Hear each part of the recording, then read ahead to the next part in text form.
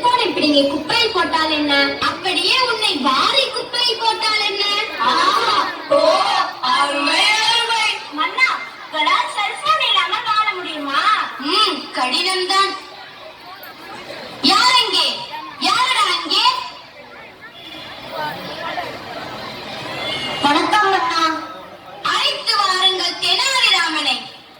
அப்படியா ஆகட்டும் மன்னா. ஏன்